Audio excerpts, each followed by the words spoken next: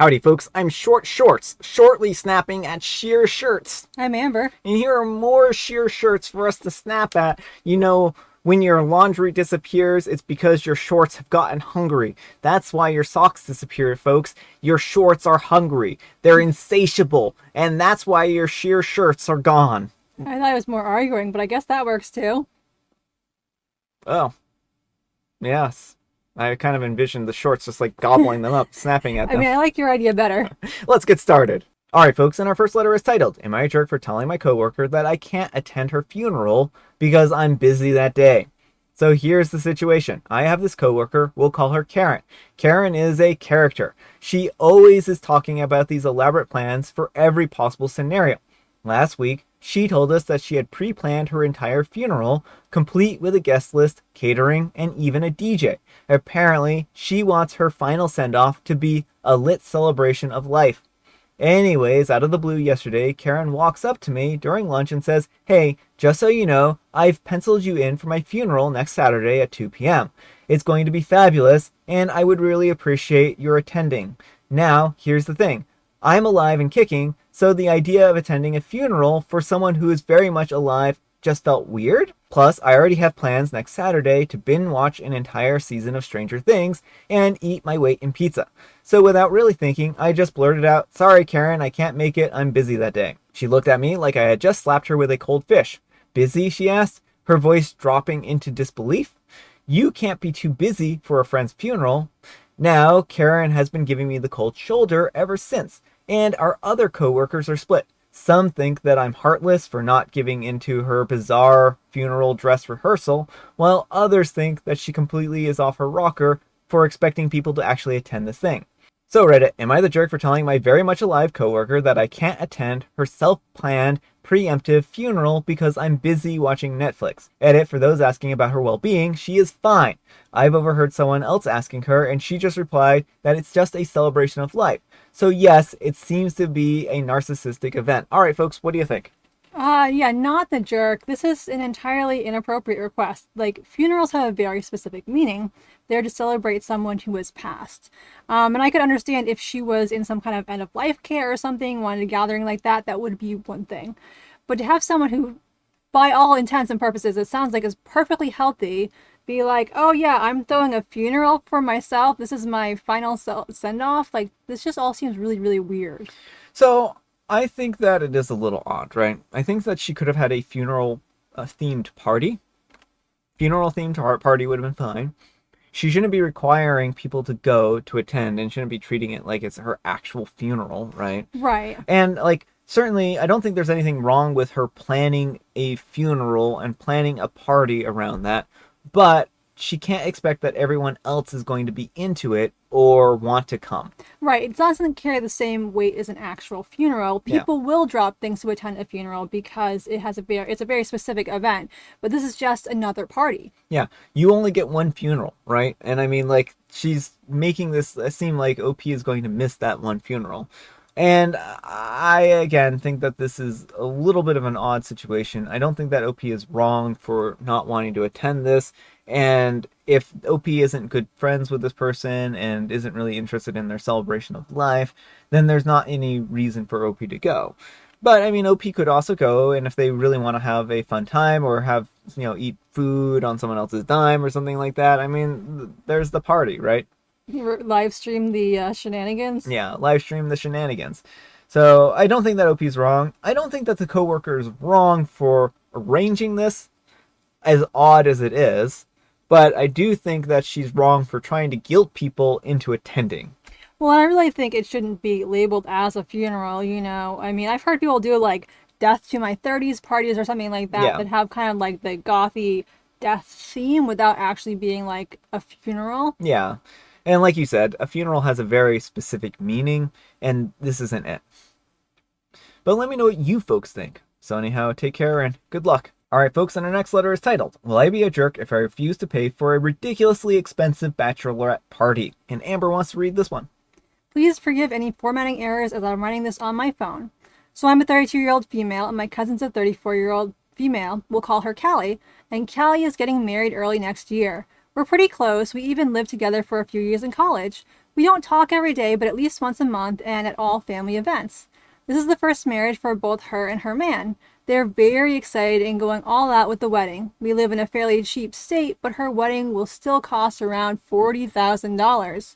Our families don't have a lot of money, so she's putting most of the expenses on credit cards, doing payment plans, and she even took out a small loan. I don't think it's a great idea, but I've kept my mouth shut. After all, it's not my wedding. Anyway, earlier this year, Callie asked if I would be her maid of honor along with another married friend of ours. I was incredibly excited and, of course, said yes. I knew there would be many expenses: dress, hair, makeup, shoes, bridal showers, and the bachelorette party. So I saved my tax refund from this year to make sure I had all the costs covered, and I've eagerly paid for everything Callie has asked for. Now to the problem. The other maid of honor called me the other day and told me that Callie is wanting to go to Disneyland for her bachelorette party. The bride wants 3 days in California with an Airbnb. I kind of lost my mind over how much that would cost, and I called Callie. I tried to be as polite as possible and told her that it felt more like a vacation than a party, and I couldn't afford it. She burst into tears and told me that she has paid for super expensive bachelorette parties for some of her other friends, and she deserves to have the same thing. She even suggested I get a credit card. I wasn't sure what to say to that, so I told her I'd do some budgeting and figure it out. But the thing is, I simply cannot afford that. I don't have any credit cards, and the few loans I have, I've been working really hard on paying off. I'm very conscious of my spending, as my parents were never great with their money. They have filed for bankruptcy several times, had vehicles repossessed, and we were evicted once when I was a kid. I refuse to end up like them, and am very uncomfortable with the idea of getting a credit card to essentially pay to take Callie on a pre-wedding vacation. I feel like an awful person, but I simply cannot afford this. I know this will upset her, and she will be very angry and will probably cry. Would I be the jerk if I didn't go to the bachelorette party and also didn't offer to pay my portion, or should I suck it up and just take out a loan? All right, folks, what do you think? No, not the jerk. You should never take out loans for other people's parties. Yeah, I think that this is one of those situations where Callie is making a very unreasonable demand. And OP can only afford what she can afford. She saved her tax return. She wasn't expecting a big party. Now, some people do go on expensive trips for bachelorette parties. But OP has already said that it isn't within their budget to arrange this, right? Right. And I mean, why don't those other people she's paid for expensive parties, like maybe they could chip in or something, but expecting, OP to pay for this, it's like, I understand she wants a nice party and that she's done this for other people, but that was her choice. Yeah, she can't hold OP to the standard if OP isn't wanting to be held to the standard, right? Now, I think that OP also is not going to be able to necessarily secure the funds in the way that she thinks, right? Like, loans can be hard to acquire, and she might not be able to get a loan for the amount of money that this is even required for, if depending on her credit score and whatnot. And a credit card, those only start off at very low amounts of money that you can get, right? Like, some credit cards, introductory ones, are like $300, right? Where that's not going to be enough of a credit line to actually have this pay for a trip. So I don't know that this is even going to work out the way Callie expects. Well, yeah, I mean, it probably wouldn't. But the most important thing is that, if Callie wants to throw herself an expensive party, she's allowed to, but she's not allowed to force other people to do the same for her. Yeah. And I think Callie might just look at finances a little bit differently than OP does, because she doesn't really view the debt as a bad thing, right? She's coming and taking out all this debt, and I think on some level she just kind of expects that's what people do. And that's really sad. This is what reminds me once again of the whole do you want a wedding or a marriage situation. And it seems like Callie wants the wedding, wants the party, wants all the luxury more than anything else, and that's unfortunate. Yeah. But let me know what you folks think. So anyhow, take care and good luck. Alright folks, and our next letter is titled, Today I Messed Up by Touching a Man's Blazer, Looking for a Price Tag, Thinking that it was a mannequin. I went to a local clothing store, kind of like Zara's, or a similar store, in my local mall, trying out new clothes since university is about to start. While looking for one, I found a blazer that fits into my style. I started thinking outfit ideas for this, and started touching the mannequin, thinking it was a mannequin. He was looking through his phone at this time. This man is as steady as a frozen dead body. I never thought this mannequin was somehow alive. I started going through his body, looking for a price tag. When I tell you my heart dropped when this mannequin moved, my heart dropped. This man looked back, stared at me, thinking that I was a monster, an alien from another planet, and he asked, "What's your problem?" In the most scary side-eye face ever. I immediately said, "Oh my goodness, I'm sorry, I thought that you were a mannequin, and I was just trying to look for a price tag, I'm sorry." We talked about the outfit and where it came from, and eventually he gave me his Insta, since he usually posts outfit checks there. Pretty funny, and I totally messed up here, laughing my butt off. Well, at least I managed to get a friend out of it. Alright folks, what do you think? I mean, that's an entertaining story. I'm glad OP got a friend out of this. Yeah, I mean, I think that it's a little bit of an odd thing. It sounds like OP kind of approached the mannequin from behind and started kind of like immediately touching it and going through the pockets and stuff like that. I don't know what OP was thinking here. I because like mannequins to me look very mannequin like. I mean, I think it depends on where you are. Like, I think over here, like, this person, it doesn't seem like it's from the US. The way some of the terms they use make me think they're not. And so, like, we tend to have, like, the, like, pale white mannequins, usually, like, headless sometimes, or, like, totally unformed faces. Mm-hmm. And so, like, they don't look at all human, but there might be places that do have realistic mannequins. Or maybe he was a robot. Beep, beep, boop. But let me know what you folks think. So anyhow, take care and good luck. Alright folks, and our next letter is titled, "Am I a jerk for telling my neighbor to grow up, get a life, and get over the fact that I painted my house a color he doesn't like?" I bought a house in a community without an HOA, and I wanted it to be my home, and that includes making it look the way that I wanted to. I also chose a neighborhood that already has fun, colorful houses instead of just plain earth tones. I finally got to the point where I could repaint my house. I picked a soft peachy color with sage, blue, and soft and dark pink accents. Fun and colorful without being too out there. I think that if you googled Coors Blue Sage Peach, you would see a similar palette. My neighbor Paul hates it and has been complaining ever since we started the project. He also made his opinion known that he hates our front lawn, lots of wildflowers and sunflowers, a garden full of flags, and a free little library, etc. Each and every time I told him that I just don't care. I truly don't. And I've suggested a few times that maybe he would be happier in an HOA community that has control over everything and forces people into having earth tone homes. Paul started to get angry when I suggested that and said that he's lived in his home for 15 years and he shouldn't have to move. I told him, okay, well, you have to learn to live with a little color. Last week, I was putting in pavers that my niece and I had painted together. They're all things like ladybugs, turtles, birds, etc. in fun colors. I adore them, and my niece is so excited that she gets to be a part of my home. Paul came over to complain yet again, saying it was all an eyesore, and my niece was there too. So I just told him, it's time for you to grow up and get over what I'm doing with my house. He got even madder and told me that I have no right to talk to him this way.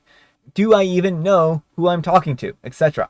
I told him just to go away and get a life. If he has so much free time to complain and moan about a colorful house, maybe he should get a hobby. He stormed off, calling me a nasty piece of work. My niece was cracking up on the side. For the record, no one in my family is uptight. We really don't care about cursing. I know some people clutch their pearls over it around kids. She's 15, but I'm sure she says worse. Anyways, one of the other neighbors came up to tell me that he's been flapping his yap about how disrespectful I was to talk to him like that. She told me that she knows he's a pain, but that he's been in the neighborhood forever and it's worth being nice to him. I don't know. Is me telling him to get a life that big of a deal? Am I the jerk? Alright folks, what do you think? No, not the jerk. This man consistently harasses OP in her own home because he doesn't like the aesthetics. Personally, I think OP's house sounds really fun and way cooler than Paul's. I am all about colorful homes and colorful yards. And OP's right. Like, if he wants to be able to boss people around about their yards and houses, he needs to live somewhere with an HOA. Well, or he can try to enact an HOA in the neighborhood, right? Like he can say, well, I'm gonna, want to create an HOA in our neighborhood and start trying to petition to get one created in their neighborhood, right? I don't think that it's going to happen. Well, even if it does, a lot of times the people who already live there would be grandfathered and wouldn't have to join the HOA. Yeah, and I mean that's a fair point. I think that again, he sounds like he is just trying to control other people and their property. And OP is right. If he wants to have that kind of control, then he needs to live somewhere that has that kind of control. Plain and simple. And I understand that maybe he doesn't like the house and maybe it looks like an eyesore to him, but it's OP's house at the end of the day. Yeah, like I personally don't think that you should be able to control like your what color your neighbor paints their house. That's such a silly, trivial thing to be upset about. It really does sound like he needs a hobby. Yeah. But let me know what you folks think. So anyhow, take care and good luck. Alright folks, it is tea time. Grab your beverages of choice. I've got some tea right here, and Amber, she has a joke. The man decided to try a new restaurant on his vacation, but it turned out to be a dive. Waiter, he complained, I don't like all these flies buzzing around my table. Yes, sir, replied the waiter. You just point out to me the ones you don't like and I'll chase them away. Makes sense. Makes sense. He points to all of them. And I have Mega Mint. Oh, and folks, Amber wants to talk about a book. Yes, so I have my print copy of Grizzly right here, the anthology I have a story in. And the interior has some, I'm trying to find an example, color too a little bit. It's hard to see on the screen, but there's little green highlights to the story titles and author names. But yeah, we're raising money for Take Back the Night, so all the proceeds go to Take Back the Night. So pretty much anything beyond, like Amazon, of course, takes their cut from it, but everything else goes straight back to charity.